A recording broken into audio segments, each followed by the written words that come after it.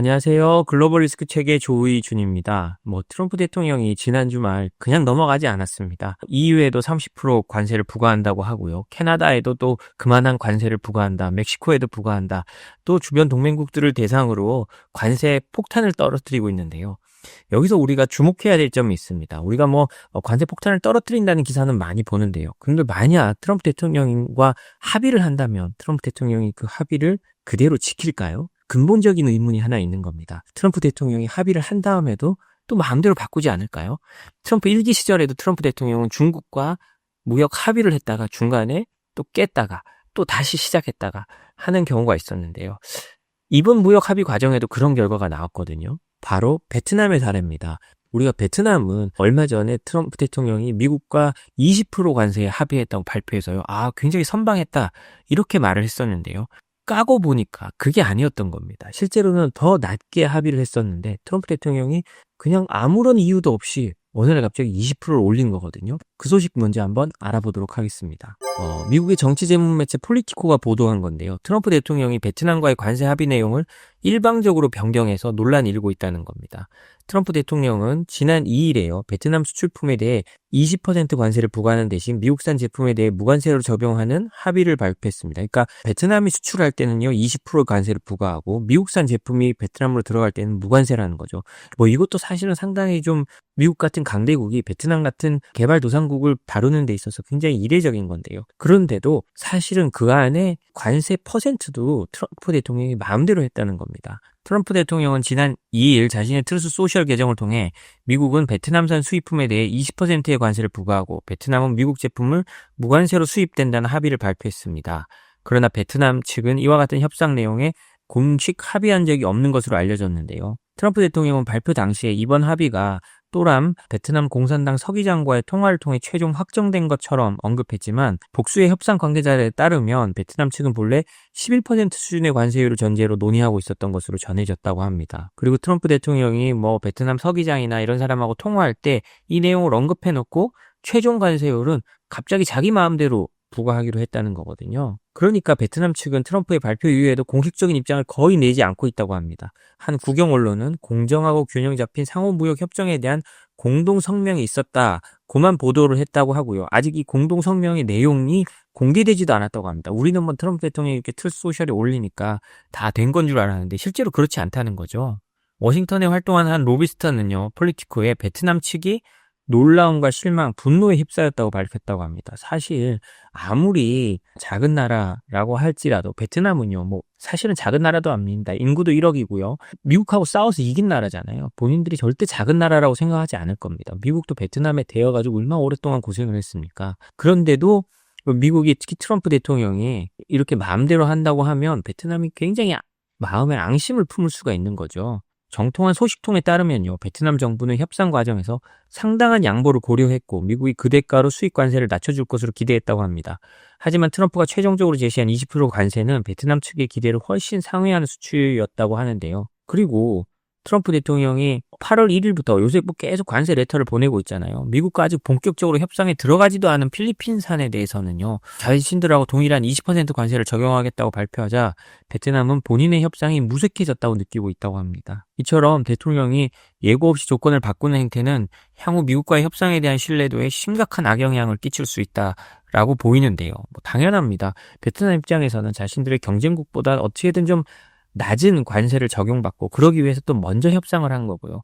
양보도 다 해줘. 미국산 품목에 대해서 무관세라는 양보까지 다 해줬는데 보니까 필리핀이랑 똑같은 거예요. 필리핀이나 베트남이나 만들어서 가공해서 미국에 수출하는 건 비슷한 게 많을 텐데 그러면 우리가 왜 이렇게 양보했느냐라고 베트남 정부 입장에서는 걱정이 될 수밖에 없고 분노에 휩싸일 수 있는 거죠. 트럼프가 트루스 소셜을 통해서 일방적으로 내용을 발표한 이후에 미국 정부 내에서도 해당 합의의 유효성과 타당성을 둘러싸고 논란이 일고 있다고 합니다. 아직까지 양국 모두 공식 합의문을 공개하고 있지 않다고 하고요. 그러니까 더더욱 모든 점이 좀 불확실해져 가고 있는 거죠. 물론 베트남은 미국에 가장 큰 무역 흑자를 내는 나라 중에 하나입니다. 그렇게 된 거는 뭐 우리도 그렇죠. 삼성이 베트남에 대규모 공장을 가지고 있고 중국도 베트남으로 많이 옮겼습니다. 그래서 실질적으로 베트남이 제조 공장이 돼서 미국으로 우회 수출을 하는 관문이 되고 있는 건데요. 그렇다 보니까 트럼프 대통령이 베트남에 좀 더 강경하게 나가는 것은 알겠습니다. 그럼에도 불구하고 12%를 어느 정도 얘기하고 베트남 서기장과도 그렇게 말을 했다면 사실 국가 대 국가 원수 간의 통화였다면 어느 정도 지켜주는 게 맞지 않나 생각합니다. 그런데 양측이 어떤 합의도 하지 않은 걸 가지고 트럼프 대통령이 트루스 소셜을 올리면서 베트남은 20%로 정해졌다라고 발표하는 건 사실 옳지 않을 뿐더러 베트남에 대한 상당히 무례를 범했다고도 볼 수 있는 거죠. 그래서 이번 협상은 트럼프 대통령의 일방적인 관세율 변경이요. 외교적 신뢰를 심각하게 훼손할 수 있다는 점을 보여줍니다. 베트남뿐만 아니라 다른 교육국들도 미국과의 협상에 있어서 불확실성을 우려할 수밖에 없는 건데요. 당연히 우리나라도 마찬가지입니다. 우리나라도 트럼프 대통령하고 어떤 합의를 했어요. 트럼프 대통령이 또 자기 마음에 들지 않는다고 우리하고 상의도 하지 않고 갑자기 그 퍼센트를 올린다면 우리도 뭐 힘들 수밖에 없겠죠. 그렇기 때문에 우리도 더 이제 트럼프 대통령과의 협상은 조심해서 해야 되는 겁니다. 지금 많이 보도되고 있는 건데요. 트럼프가 캐나다에 35% 관세를 부과하기로 했고 또 EU에도 그리고 멕시코에도 30% 관세를 부과하기로 했습니다. 뭐 이런 내용은 많이 나왔는데요. 저는 이 부분도 하나 살펴봤으면 좋겠다고 생각을 합니다. 관세는 상대적인 겁니다. 우리 관세가 높아도 우리 경쟁국들이 더 높은 관세를 부과받으면 우리에게 이득일 수 있잖아요. 그런 면에서 우리가 지금 그렇게 나쁜 상황은 아니라는 걸 한번 말씀을 드립니다. 제가 머니투데이 난 표를 하나 가져왔는데요. 이걸 보면 우리가 결코 나쁜 상황은 아닌 것 같습니다. 지금까지 보면요. 한국과 일본이 25%로 가장 낮은 축에 속합니다. 뭐 여기 보면 브루나이, 몰도바, 필리핀이 있지만 사실 요 세 나라는 우리나라와 크게 경쟁 상대가 아닌 나라고요. 뭐 예를 들자면 중국이나요. 그다음에 EU나 멕시코에도 사실 뭐 자동차 같은 게 많이 조립돼서 들어가죠. 그러니까 멕시코나 이런 부분이 큰 문제가 될 텐데 물론 나중에 협상에 따라서 다 달라지긴 할 겁니다. 근데 어찌 생각하면 출발선에서 우리나라가 그렇게 나쁜 협상의 출발선은 아니다. 여기서 더 낮춰지면 아마 경쟁국보다 크게 불이익을 받는 상황은 나타나지 않을 수 있다라는 생각이 들어서 그렇습니다. 제가 늘 여기서 말씀드렸지만 관세는 상대적인 겁니다. 우리에게 필요한 건 우리의 경쟁국보다 낮은 관세 혹은 우리 경쟁국과 같은 관세인 겁니다. 그런 측면에서 보면 한국과 일본이 출발선에서 나쁘지 않고 특히 한국은 여기서 우리가 좀 더 미국과 잘 주고받아서 내릴 수 있는 게 있다면 또 좋을 텐데요.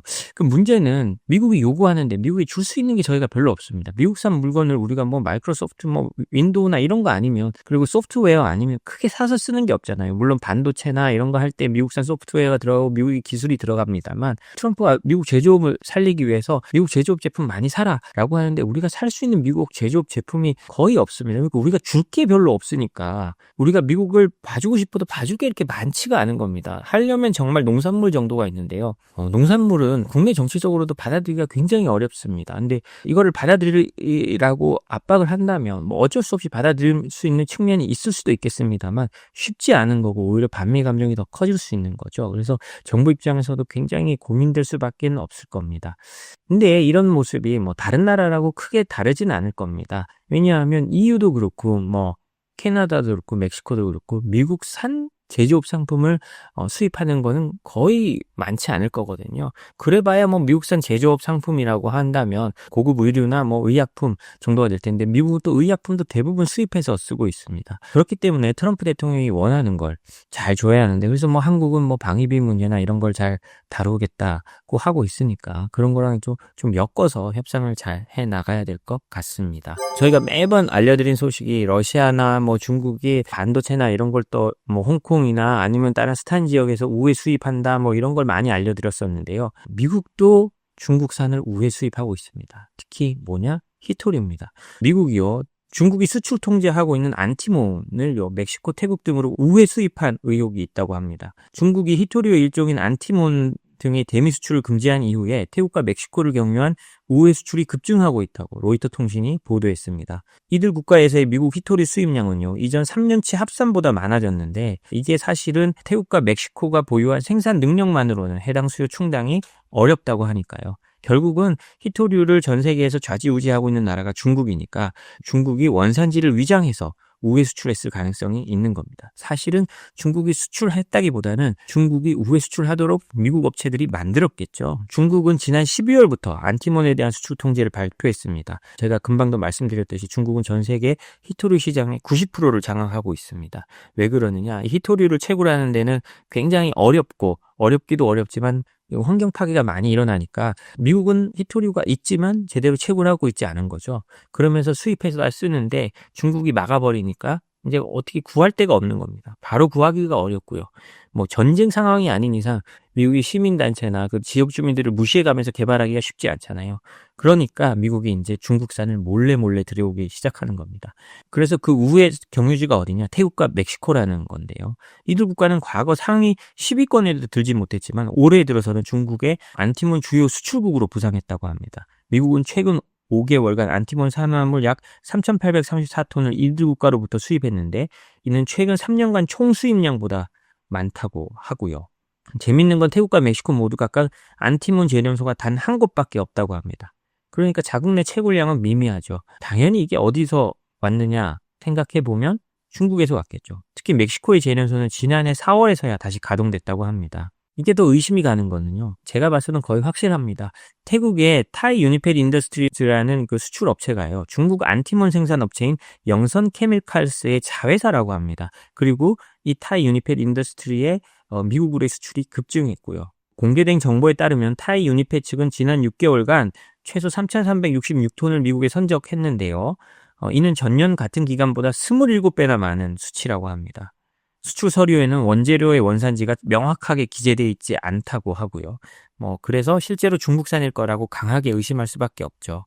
미국 수입 업체의 영선 앤 에세는 과거 영선 케미칼스로부터 대부분의 안티몬을 직수입했는데 최근에는 타이 유니펫으로부터 물량을 공급받고 있다고 합니다. 그러니까 중국에서 안티몬 수입하다가 이제 태국 자회사로부터 물량을 공급받는 걸로 바꿨다는 거죠. 그래서 이제 이 언론사가 이거 취재하니까 미국 업체든 타이 업체든 아무도 이 질의에 답변하지 않았다고 합니다. 그래서 미국은 안티몬이 필요하니까 몰래 받아들이고 있는 거죠. 그리고 나중에 이게 걸리면 이거 수입업체가 잘못했네. 수입업체 니들이 책임져 라고 떠넘기고 있는 겁니다. 사실 자기들이 필요하면서 자기들은 개발도 하지도 않고 중국을 압박한다고 하면서 그럼에도 어떻게든 필요로 하니까 우회 수입하고 있는, 어떻게 보면 약간 위선적인 면도 있는 거죠. 미국이나 중국이나 약간 눈 가리고 아웅한다는 모습을 어디서 볼 수 있느냐? 중국의 수출 제한 조치 이후에 안티몬, 갈륨, 저마늄 등 핵심 광물 가격은 세계적으로 급등했다고 합니다. 미국은 공급 다변화 노력 중이나 실질적으로는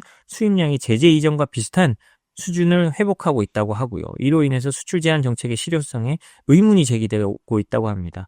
수입량이 이전과 비슷한 수준을 회복했다면 전 세계 히토류의 90%를 중국이 가지고 있는데, 그리고 중국이 유통망을 장악하고 있는데 미국의 수입량이 제재 이전과 비슷하다면 달라진 게 없는 거죠. 중국 이외에 나올 곳이 없는데. 그러니까 이게 미국도요, 현실을 어느 정도 받아들이면서, 이거는 미국이 중국에 대해서 히토류 압박을 하고 이런 것들은 어느 정도 어떤 쇼의 측면도 있다라고 봐야 될 것 같습니다. 네, 마지막 소식 간단히 알아보도록 하겠습니다. 저희가 미국이 홍콩을 중국과 똑같은 취급을 하면서 홍콩에 있는 미국 기업들한테 나오라고 한다는 얘기를 여러 번 전해드렸는데요. 트럼프 대통령이 국가 안보를 이유로 홍콩 기업의 미국 기업 인수를 금지했습니다. 트럼프 대통령은요, 지난 11일입니다. 중국계 기업 수이루이 그룹이 과반의 지분을 보유한 홍콩 소재 수이루이 인터내셔널이 미국 델라웨어주 법인인 주피터 시스템즈를 인수하는 거래를 전격 차단한다는 명령을 발표했습니다. 이거는요, 미국의 외국인 투자 심의위원회에서 심의 결정한 건데요. 여기는 미 무역 대표부, 그다음에 백악관, 국무부, 국방부, 상무부 이런 데서 전부 다 와서 이 딜이 미국 국가 안보에 영향을 끼치느냐 마느냐를 판단해서 하는 겁니다. 이 주피터 시스템의 제품은요, 군사 및 중요 기반 시설에도 사용되고 있다고 해서요, 미국은 중국과 연결된 홍콩 자본이 이런 걸 사면 안 된다라고 판단했다는 건데요. 이거는요, 미국이 앞으로 중국계 자본에 대한 산업 접근을 더욱더 엄격히 규제하겠다는 강력한 신호로 해석됩니다. 이런 모습은 계속돼 있었기 때문에 하루 이틀 얘기가 아닌데요. 이제 앞으로 좀 더 강화되고 홍콩이나 이런 데는 더더욱 예외가 없다는 걸 보여주죠. 최근에는 중국인들이 미국 땅 사는 것까지 이제 막겠다라고 나왔으니까요. 이 미중 패권 전쟁은 계속 벌어지지만 근데 문제는 이제 히토류 같이 미국이 결정적으로 가장 약한 고리가 있을 때는 자기들이 자기들의 탈법을 눈 감고 넘어가는 이런 좀 아이러니한 일도 일어난다는 걸 오늘 또 한꺼번에 볼 수 있는 것 같습니다. 네, 오늘 저희가 준비한 소식은 여기까지입니다. 저희 소식이 도움이 되셨다면 구독, 좋아요, 알림 설정 부탁드립니다. 그리고 1:1 수출 상담을 저희가 서울경제진흥원의 지원을 받아 하고 있으니까요. 저희 이제 댓글창에 보면 있는데 그걸 보시고 뭐 중소기업들은 서울시 소재 그리고 서울에 지점을 둔 중소기업들은 저에게 신청해 주시면 저희 회사의 그 미국 변호사와 대기업 출신의 컨설턴트가 가서 기업 컨설팅을 무료로 해드립니다. 감사합니다. 또 내일 뵙겠습니다.